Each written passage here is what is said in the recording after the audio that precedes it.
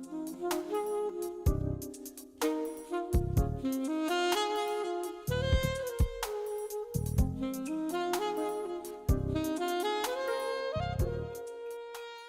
evening, ladies and gentlemen. Tonight we have as our special guest one of the world's most outstanding painters and sculptors, Mr. Spar Street. Mr. Street is joining us this evening to share with us stories about his many varied and diverse accomplishments that include a series of sold-out art exhibitions around the world, his experiences as a world-class athlete who excels in skiing and surfing, and as a socially conscious environmentalist who, as a young investment banker, raised over $500 million for earth-friendly startup corporations before he was 25. How did you get started creating fine art?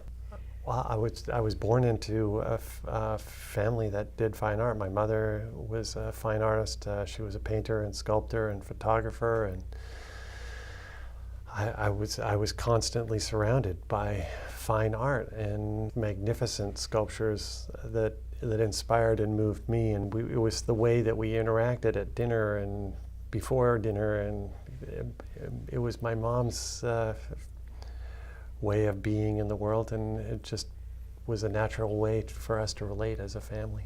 Do you have a personal preference, painting versus sculpting? Or do you get something different out of each one of the two mediums? Well, I know I get something different out of both mediums. Mm-hmm. I don't prefer one over the other. Painting gives me the opportunity to play with depths of color and combinations of color, and I still have sculptural aspects in my paintings. I've noticed that. I love what the sculpture can do as far as creating forms in metal. There's a precision that I'm able to produce in the metal that for me blows me away, and I couldn't do that in paint. Could we develop a little further the issue of how it is that you create your paintings? What makes them unique? I noticed, for example, there's far more texture than with most paintings, that there's a sculptural quality to them. I also noticed that there's not only a buildup of opaque colors, but a buildup of translucent colors. Mm-hmm.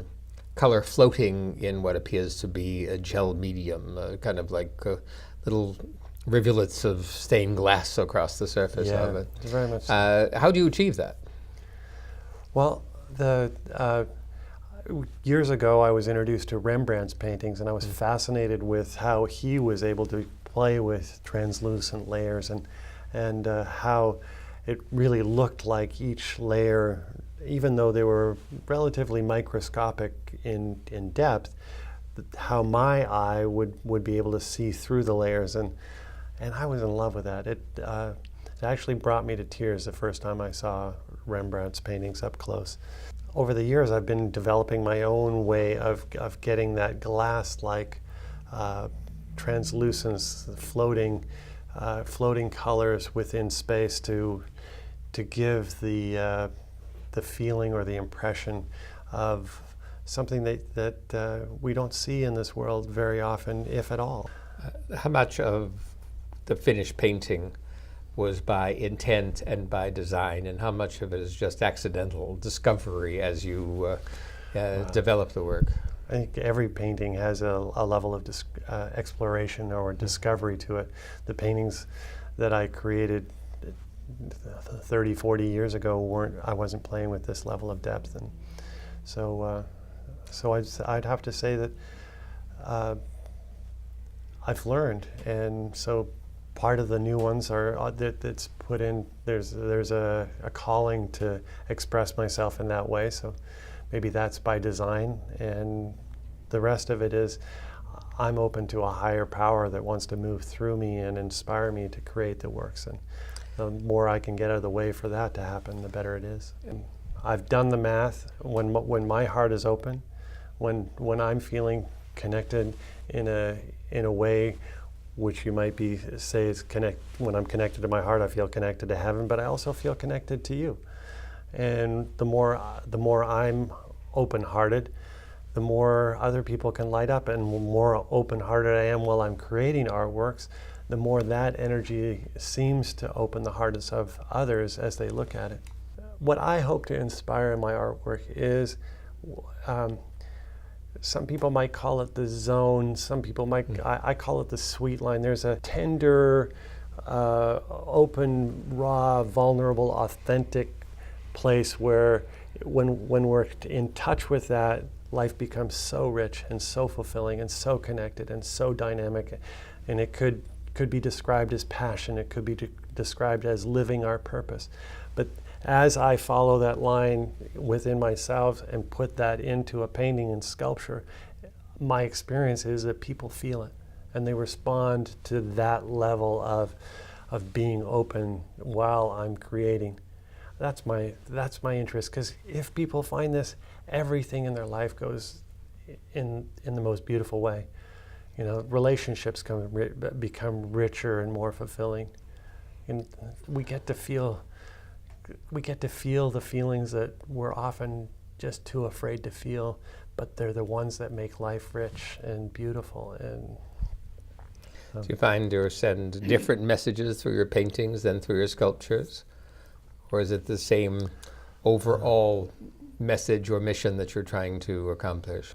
Both painting and sculpture are two different vehicles for listening to whatever that sweet line is, and allowing that to move through me as I'm creating the works. What I would say inspires me in both of them is whatever that is that lights us up, that turns us on, that where we feel tapped in and fully connected to the juice that life is when we're living it fully. I love that, you know, and as I tune into that while creating a painting or creating a sculpture, there are similar lines in both of my pieces, but it's not about the lines to me. It's about how connected am I to this greater power as it's moving through me, and allow that to do the work. I think artists have almost an obligation to use their craft to uplift and inspire humanity. Artists have been doing that for as long as art's been created. I believe that artists like Rembrandt and Monet and I mean, I could give you a long list of others. They reached into something deeper. Absolutely. And I think that they changed the world in a way that I believe is more meaningful than producing work that is not going to touch us to our core. It's not going to bring the viewer to a place where there's the poignancy of remembering what matters most. I sense kind of a dichotomy in what it is that you're doing. Your artwork in appearance is very contemporary. Your artwork in intent is very classic. It's a very high Renaissance, very noble. There's something about taking what I've learned from the past, taking what I've learned from art history, and then putting that aside and going, there's got to be something that's even more than this, that can speak more completely to who I am as a human being and as who we are as a generation, and allow whatever that higher power is to inspire the work that's created. And maybe that's why it's more contemporary. It's absolutely fascinating to me, and I'm sure it's your collectors. The artwork has such a clean, fresh, contemporary look and such a deep, historical, relevant message about life and love and interrelationship between people and man and God, or man and the divine, or man and the cosmic. It, in my opinion, makes you outstanding among your contemporaries. I get your artwork. I understand it, I appreciate it, I love it, and I love your ability to be able to explain it, because our viewers, I'm sure, have had the very same question. There's something special about Spar Street, something special about his artwork, and they really want to not just know your artwork, they want to know you. They want to know where this inspiration comes from. They want to be uplifted by it. They want to be part of the message and the mission. And that makes you and your work very special. Thank you. I believe that that's because I'm not the only one who wants to live from a place of being centered in my heart and living with a sense of passion and purpose. I think everybody wakes up in the morning and they would like their feet to hit the ground going, what a wonderful opportunity to take one more step towards making my dreams come true and making the world a better place to live. I don't think I'm alone in that. When you're creating an artwork that has a mission statement or a message in it, or something inspirational. How do you know when you're finished? How do you know when you've achieved that goal? When the statement has been made to the point whereby people looking at it, perhaps without knowing the titles, perhaps without knowing your intent, can get that feeling from it, can connect with it? Well, in my experience, that there comes a time when I've stopped listening to that energy and pouring that energy into the artwork, and it's almost as if it takes on a pulse or a life force energy of its own. And I think it's palpable because I've had people tell me that they're able to feel the pulse within the work, and that it relates to them as a living entity. In the same way as when I look at the sculpture of David or the Mona Lisa, there's a palpable life force energy in those pieces. So I'm not saying I have something exclusive, but when we infuse an artwork with life force energy, at some point, like a doctor that does a heart transplant, he takes the heart from the case, he puts it in the body. It doesn't start until it's touched by human hands. It takes that human energy to bring new life to it. So in the same way as I infuse a canvas or a sculpture, I'm pouring it in, and all of a sudden it starts. And when it starts, I can feel it, it's palpable. I can remember sometimes it'll be 3, 4 in the morning, and it'll start because I've been painting all night or sculpting all night, and I'll wake my wife up. She doesn't like to be woke up, but you've got to see this because it's so exciting when that happens. And she'll drag herself out of bed and come down, and she gets it. When it's come to life, I think it's something that we all almost can recognize in our DNA when it's had that moment of, this is it. I'm only going to challenge you on one line. You said, when you were talking about the great masters, you said that your talent is not exclusive. I disagree. Huh. You bring something very, very special to the inspiration and creation and realization of an artwork that nobody else does, because your life, your experiences, your inspiration is different than that of other people. That's for sure. So certainly what you create is as noble as the works of a Rembrandt or a Michelangelo or a Da Vinci. It's just different. It's different, and maybe what I'm saying is the nobility that ran in their blood also runs in mine. Absolutely. And that whatever that nobility is, I think we all share it. And when I pour that into a painting, or Rembrandt pours that into a painting, or Michelangelo puts that into a sculpture, it helps us all recognize that nobility within us. Not everyone, we may all have these higher and nobler aspirations, but not all of us have the ability to express it. Yeah. We're not all painters, we're not all sculptors, we're not all poets, we're not all musicians. Yeah. And when someone from within human society captures a time, a moment, a feeling better than anybody else does, that's where our geniuses come from. And I've seen a lot of art during the course of my life, needless to say. I've dealt with artists for over 50 years. And the reason for wanting to have this opportunity to speak with you was I sensed something very, very special in your artwork, and now that I've met you, I see where it comes from. There's something very special in you. Do you ever look at an artwork and say, this is a better sculpture than the other sculptures I've done, or this is a better painting than other paintings that I've done? Do you regard them all equally? Well, to me, each one of my paintings or sculptures represents a noble aspect of being human. Is it more noble to feel openness than it is to feel tenderness? Is vulnerability better than sweetness? Is power better than humility? Maybe all of them have their place, and within each of us we have these different aspects. So each one for me becomes another way to fall in love, to infuse, to explore and embody these in a deeper way. And I find that fascinating. And so I can't say that one is better than the other.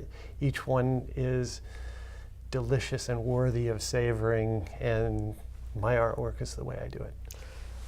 Does every one of the works that you create have a message to it? Does for me, Mm-hmm. absolutely. Are there some consistent messages, or does each piece say something different? Every one of my my artworks has a unique message to it, but there is a thread that I think goes through all of them, and it could come back to it comes back to the thing that you can't really describe other than the sweet line or whatever that opening is that opens us to this place that is connected, that is powerful, that is alive, that's rich and beautiful, that makes it so that we can feel love in our own hearts and feel the love of others. And this is the most risky and challenging and often terrifying thing that a human being can do, but it's also the most fulfilling. So whatever that is, that is this opening, that's the thread that goes through all the pieces. Mm-hmm. Not unrelated, but how do you establish a value of your artwork? And I mean that on a multiplicity of levels. There's obviously a value to you as the person who creates it. Mm. There's obviously a value to the person who sees it and gets it and understands it, and their lives are made better as a result of it. How do you establish a price on your artwork? Well, those are multiple questions, but let me start with, how do I establish a value, or what value do I see my work has? Mm-hmm. I have seen my artwork bring people to tears. They recognize something in that's in them that needed to be touched, and that artwork touched them there. And if that being touched makes it so they go out and they're able to connect with their husband or their wife in a way that's more open, more loving, more kind, its value is priceless for me. That's the highest value that my artwork could possibly have. There's other ways to look at it, like people who bought paintings 20, 30 years ago probably paid $1,000 for that piece. Pieces that same size are now selling for upwards of $100, or in some cases $200,000. But what do you think has made that happen? Why do you think a painting that you did 20 or 30 years ago that you sold for X number of dollars is now selling for X amount more? Has something happened in you? Has something happened in your talent and your message and the market? What caused the dramatic escalation of price? I think over time what has happened is I've been able to embody more life force energy and put that into my canvases, and people respond and they're actually buying passion. Have you sensed any advance in your technical skills? Do you consider yourself a better painter now than you used to be, or a better sculptor than you used to be? Without a doubt. There's, I look at the work that I did. I've got works back to 2 years old. That's 5 decades. I've definitely improved from the pieces I did when I was 2 or 10 or even 5 years ago or 3 years ago. There's something that's new that's coming through, and I think it's partly because of my intuitive skills are better, and partly because my technical skills are better. Okay, well, those are 2 factors, but there's a third one. Has there been increased demand? I understand that the law of supply and demand is going to have an effect on price. Absolutely. More people buying your art now than when you were 2? Yeah. Supply and demand certainly plays a big factor in this, because I'm actually creating fewer paintings and sculptures than I did even 5 years ago. But you feel better paintings. I love the newer pieces more than the ones that I created in the past, and I'm spending more time on them because that's what I feel called to do. I'm not. A calling. That's an interesting reference. Yeah, well, I live in Hawaii, and there's a thing called, they call it the kuiana, or it's like the path that feels right for your heart to take. And so I'm following that path, and there's only a certain number of pieces that I can create in the way that's true to my heart.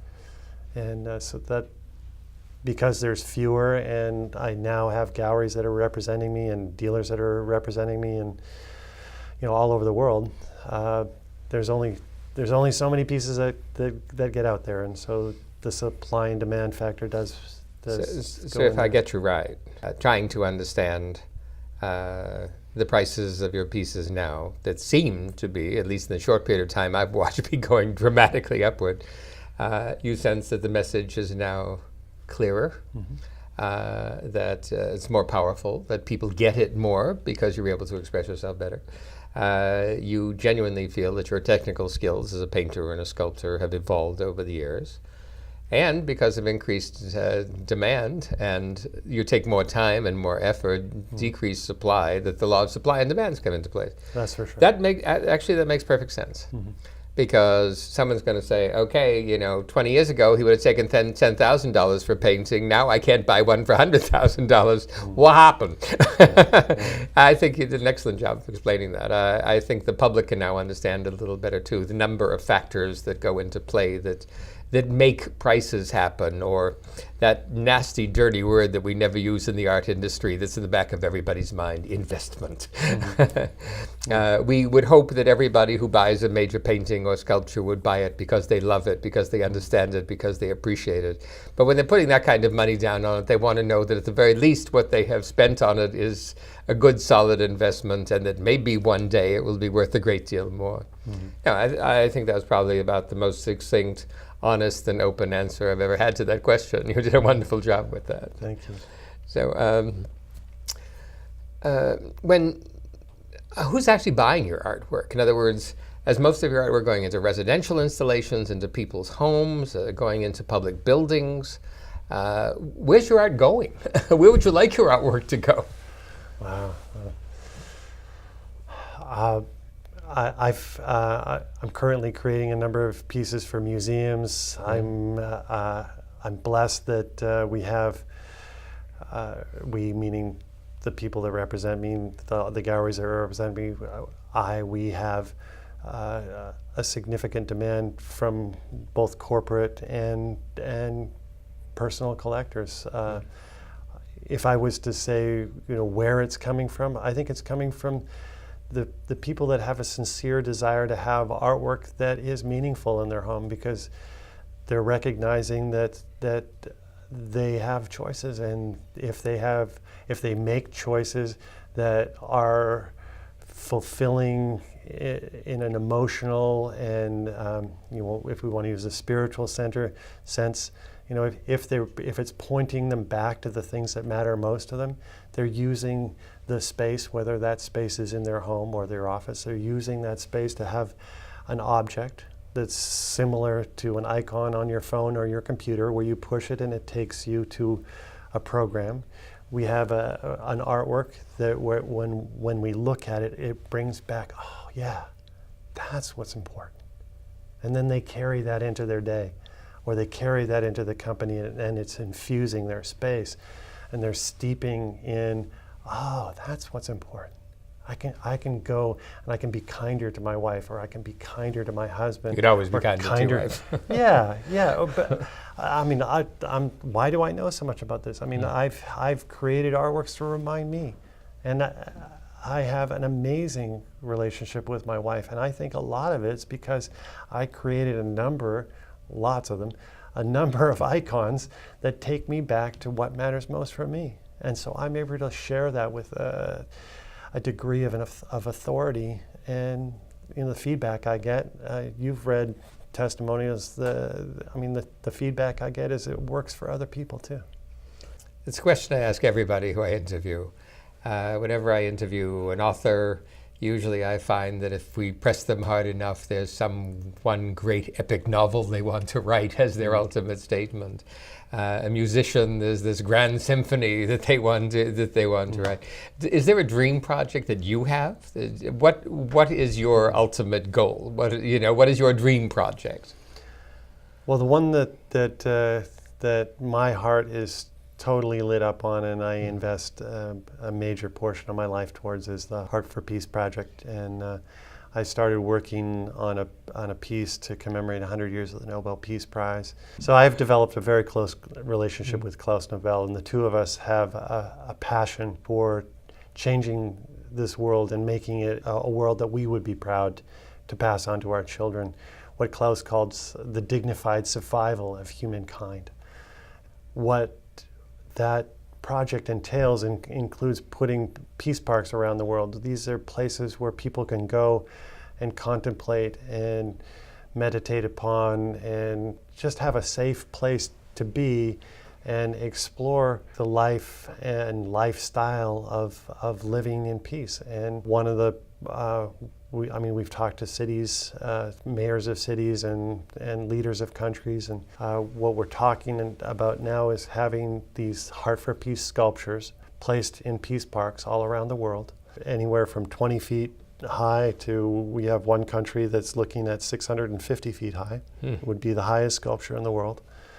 And that enormous sculpture will be a way for that country to make a statement with other countries for their commitment to peace, for their commitment to making this place a noble, dignified, responsible place, something that we would be very proud to pass on to our children.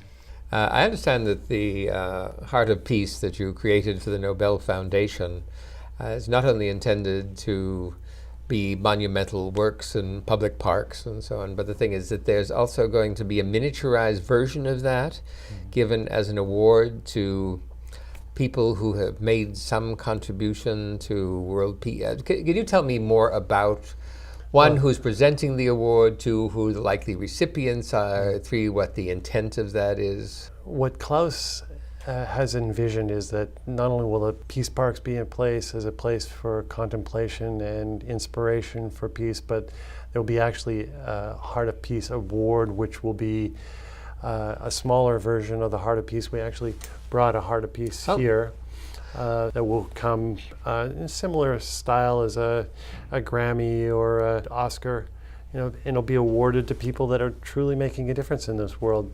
The way that we see it and a lot of other people see it is we have a limited amount of time to turn humanity in a healthy direction and a peaceful direction, or we really aren't going to leave our children with something that they're proud to have and proud to pass on to their children. So we want to make changes, and we want to make them right away, and we want to honor the people that are making a difference. And through the vehicle of the publicity for receiving these awards, they will hopefully inspire others to make a difference in their communities and their families and in their countries. And we will make the changes that we need to make a world that truly is the dignified survival of humankind. So, if I understand correctly, this honors the 100th anniversary of the creation of the Nobel Peace Prize. Yeah. One of the people who you describe as a friend is Klaus Nobel of the Nobel family. We're talking monumental sculptures for public parks, I guess, throughout the world, and sculptures.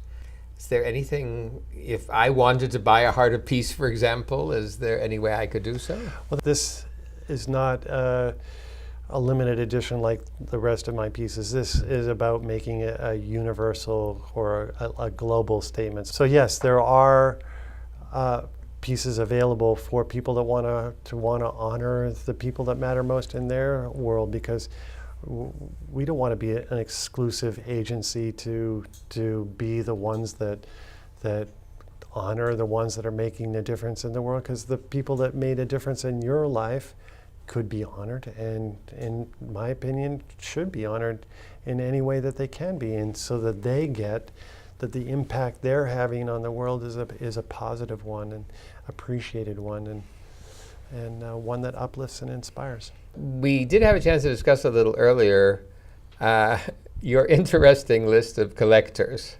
The viewers would like to know who, other than myself, is thoroughly enraptured with your paintings and sculptures. Could you give us some names of people who have collected your work over the years? Well, probably the most notable would be the United Nations. I've done things for Nike Corporation, a long list of other corporations, banks. I've done things for His Highness the Sultan of Brunei, Richard Branson, Jane Goodall, a number of well-known movie stars from Richard Gere to, I mean, I'd really have to go down the long list. Pretty impressive list. When thinking back over all that you've accomplished in so many different areas, how would you most like to be remembered by history? I mean, you've done so much. Wow. Well, the way I look at it, we really are at a turning point in humanity. And if the love I pour into my artworks inspires people to be the kind of human beings that they would be proud to be, and they inspire their kids to be the same, I think we're going to have a world that is sustainable in a profoundly beautiful and heartful manner. If my artwork would be remembered as part of the legacy of living with our hearts open and living for the passion and the purpose and caring for the generations that we have now and the generations to come, that would be the legacy I'd like to leave. It's obvious that, unfortunately, we're mortal. The artwork that we create, or collect for that matter, is going to live beyond us. It always is. And when that's the case, sometimes the message gets lost. Sometimes the message serves to inspire generation after generation after generation. So I gather that where your artwork is so much about getting a message across, a mission across, inspiration across, that if you've succeeded in what you're doing, and I certainly sense that you have enriched the lives of an entire generation of your contemporaries, and through that collection that the generation has acquired, that their children and their grandchildren will have the opportunity to be inspired by you. I see your legacy as being carried on from generation to generation, from collector to collector, but more significant, if these monumental sculptures that you're talking about are placed in public parks, not only inspire the individuals who are fortunate enough to collect it, and you have quite an interesting list of collectors, but also anybody who sees this sculpture, anybody who's in the presence of this sculpture will be inspired by it. Yeah, I see a long-term legacy of good feelings, of good motivations coming from your artwork. And well, I've already seen that, like as people who have commissioned artworks from me, when they've had the unfortunate news of stage 4 cancer, they phoned me up and said, I will be leaving this earth, but I want you to know that the piece that you created for me is the thing that I am leaving my family as the thing that they will remember me by. This is my most precious possession. They are grateful to the people, given 2 minutes to live right now, you're going to phone the people that matter most to you and say, thank you. You made a difference to me. I am so grateful. You've touched me. So if I can help people remember that more often, with more richness, with more depth, with more poignancy, and they carry that on to future generations, I think I will have left a legacy that is worthwhile leaving. Wow. I wish we could go on all evening. So I'd like to thank you very much on my behalf and on behalf of all of our many viewers for sharing such valuable insights into your life and work. You're a very remarkable man and a great inspiration to other painters, sculptors, humanitarians. Thank you for viewing Spar Street. Thank you very much for sharing so generously of your time and your inspiration. Thank you.